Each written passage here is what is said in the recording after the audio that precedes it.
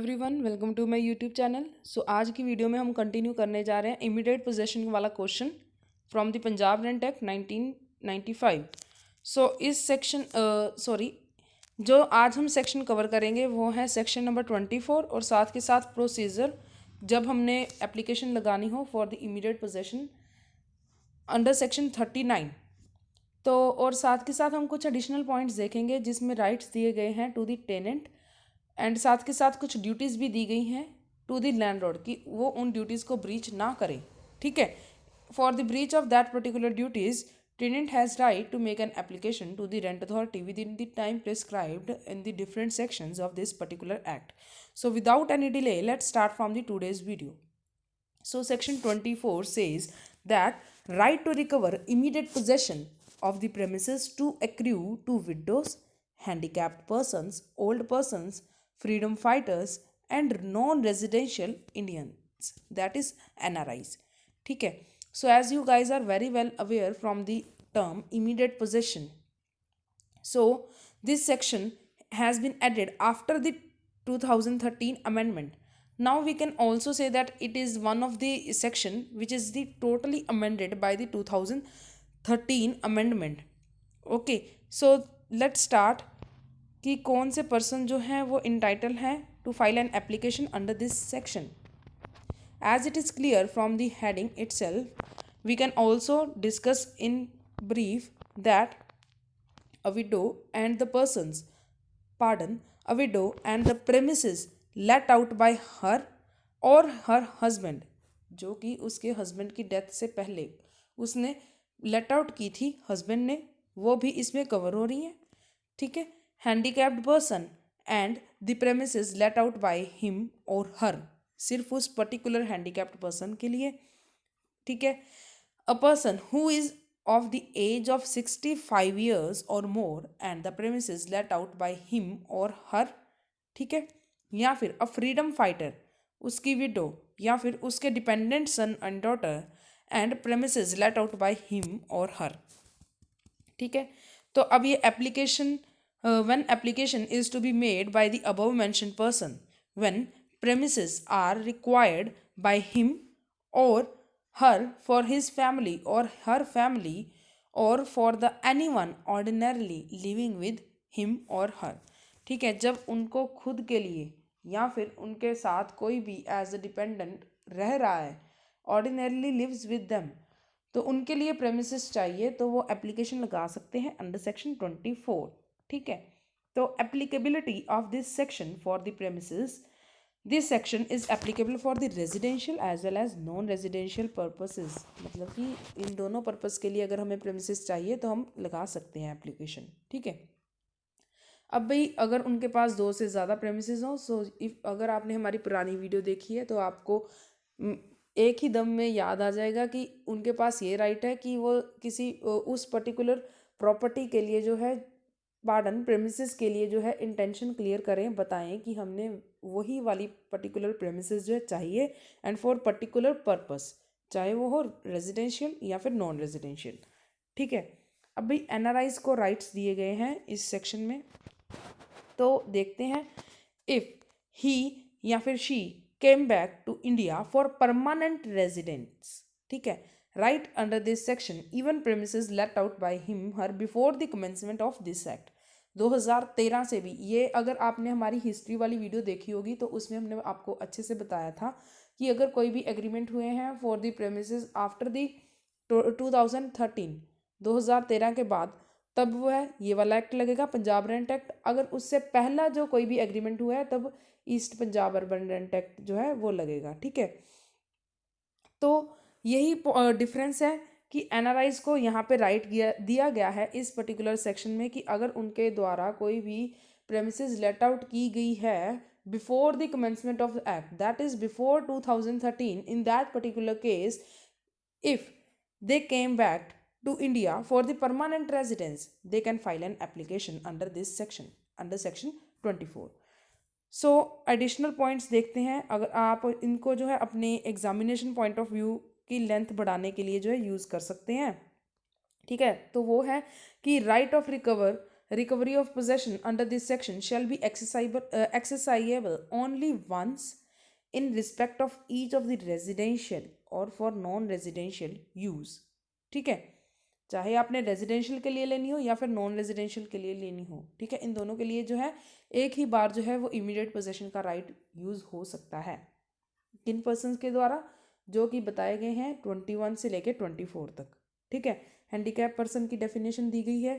ठीक है, तो नॉन रेजिडेंशियल इंडियंस का क्या मतलब है? एनआरआईज का means person of Indian origin, जो है तो इंडियन ही, ठीक है, पर वो परमानेंटली या फिर टेम्परेरीली सेटल हो गए हैं आउटसाइड इंडिया।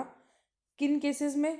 या फिर वो एम्प्लॉयमेंट लेने के लिए, या फिर अपने बिजनेस या फिर वोकेशन के लिए, या फिर किसी और पर्पस के लिए। In such circumstances as would indicate his intention to stay outside India for an uncertain period. ये नहीं है कि आप सिर्फ 4-5 साल के लिए गए हो, नहीं, अनसर्टेन पीरियड के लिए जो है आपको होना पड़ेगा, रहना पड़ेगा आउटसाइड द इंडिया। सो अब हम देखते हैं सेक्शन 39। भाई एक बात मैं पहले ही क्लियर कर दूं कि ये जो सेक्शन 39 जो यहाँ पे बताया गया है, ये मैंने देखा है from the official site of the Punjab government, because बहुत सारे एक्ट्स जो हैं, आपको बेयर एक्ट्स जो हैं जो मार्केट्स में अवेलेबल है, वहाँ पे कंट्रोवर्सी भी देखी जाती है कि यहाँ पे जैसे सेक्शन 39 लिखा है वहाँ पे 38 भी हो सकता है। सो इसीलिए मैंने जो है ये नोट्स जो है स्पेसिफिकली बनाए हैं from the official site of the Punjab government. ठीक है, तो आप एक बार फिर से चेक कर लेना। सेक्शन 39 जो है वो प्रोसीजर बताता है for the application under section 21 से लेके 24 तक। ये प्रैक्टिकली चीज़ें जो है आपके बहुत काम आएंगी। तो हम देखते हैं, सबसे पहले सम्मन्स जाएंगे टेनेंट को। एप्लीकेशन लगाई लैंडलॉर्ड ने या फिर उस पर्टिकुलर पर्सन ने, जो कि बताए गए हैं सेक्शन 21 से लेके 24 तक। तो सम्मन्स गए टेनेंट को, ठीक है, as per schedule 3। Affidavit to be filed by tenant.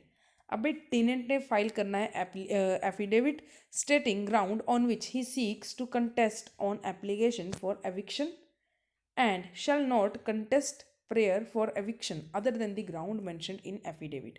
अब भाई यहाँ पे टेनेंट कौन है? टेनेंट मिस्टर ए है। अगर आपने हमारी पुरानी वीडियो देखी है, तो नहीं देखी तो आप प्लीज़ वो देखें, क्योंकि उसमें हमने एक पर्टिकुलर सिनेरियो डिस्कस किया था mister A and mister x के बीच में। ठीक है, तो मिस्टर ए जो है वो उस पर्टिकुलर केस में टेनेंट थे, जबकि लोकल अथॉरिटी और गवर्नमेंट जो है अंडर सेक्शन 21 वो थी landlord. In that particular case mister A application लगा रहे हैं कि भाई मुझे अपनी प्रेमिसेस चाहिए फ्रॉम द मिस्टर एक्स, जो ड्वेलिंग हाउस मैंने उनको दिया हुआ था with in the 60 days.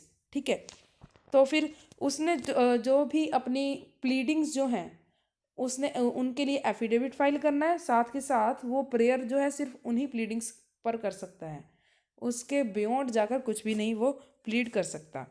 If tenant fails to appear as per summons, तो ये मान लिया जाएगा कि वो जो है वो स्टेटमेंट्स जो हैं वो एडमिट कर लिए गए हैं बाय दी टेनेंट। अब यहाँ पे जो है वो सिनेरियो टोटली चेंज हो जाता है।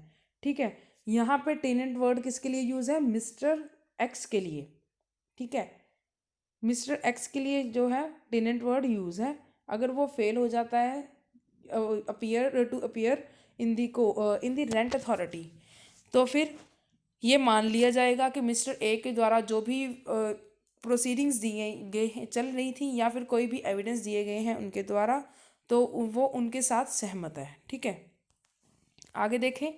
When order in favour of tenant, if affidavit filed by tenant disclosed that is disentitled from the obtaining the order of recovery of possession. यहाँ पर मिस्टर एक्स की बात की गई है कि वो इंटाइटल नहीं है कि उसकी उसकी पोजेशन जो है, उसकी जो है प्रॉपर्टी, जो ड्वेलिंग हाउस था उसको उससे बाहर निकाला जाए, एविक्ट किया जाए उसे। ठीक है, आगे देखते हैं। Commencement of hearing within 7 days of granting leave to application to tenant and dispose of application within 30 days of starting hearing and reasons. अभी 30 days कब शुरू होंगे? जब हियरिंग्स जो है शुरू हो चुकी हैं। ठीक है, कुछ कंडीशंस जो है on tenant will be applicable जब आप कोई भी दावा लगा रहे हैं सेक्शन 21 से 24 तक। ठीक है, जो कि सेक्शन नंबर 29 में बताई गई हैं।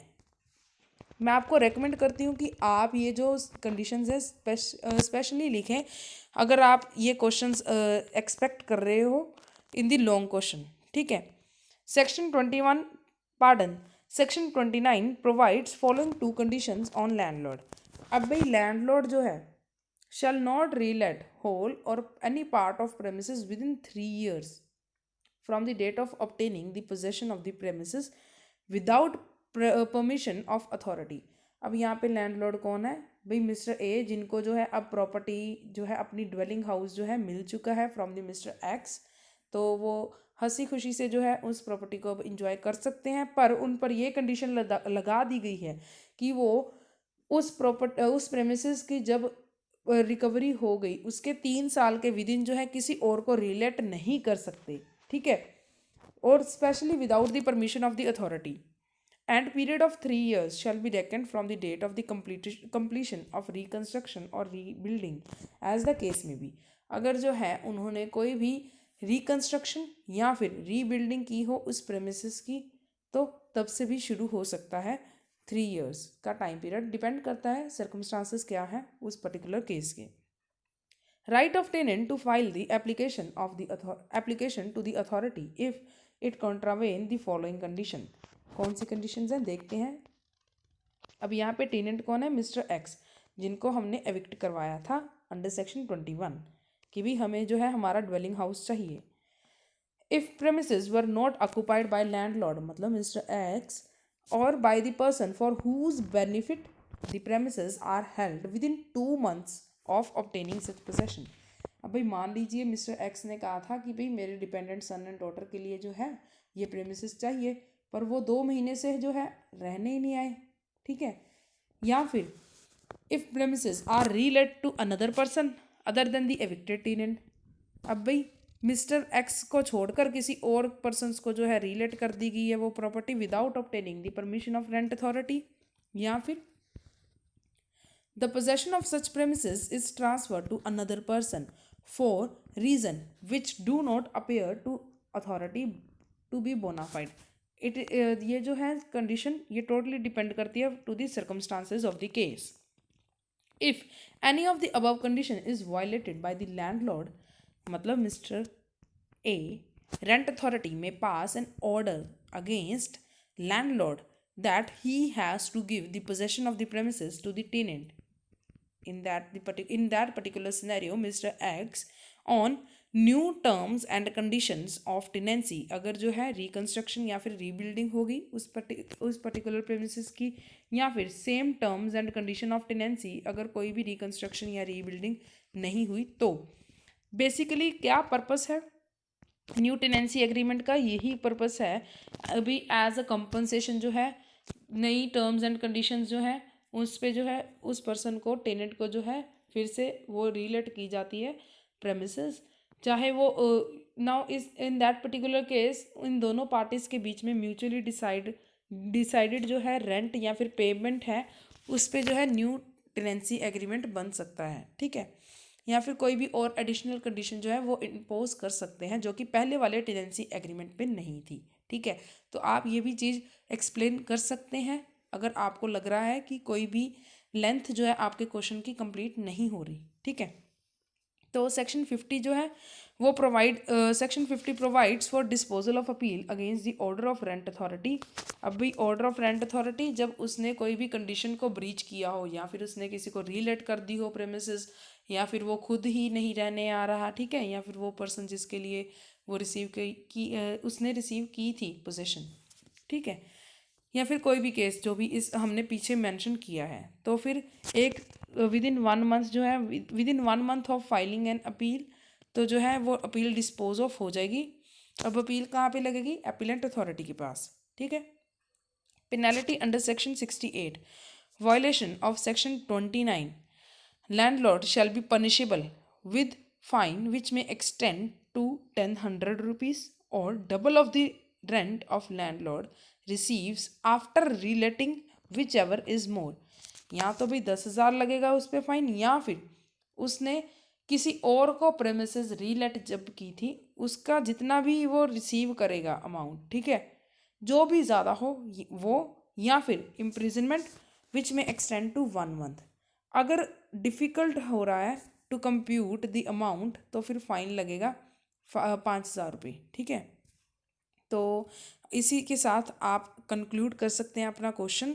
सो आई होप आपको जो है पसंद आ रही हैं हमारी वीडियोस। सो अगर आपको हमारी वीडियोस अच्छी लग रही हैं तो please like, comment, share and subscribe my channel. Thank you.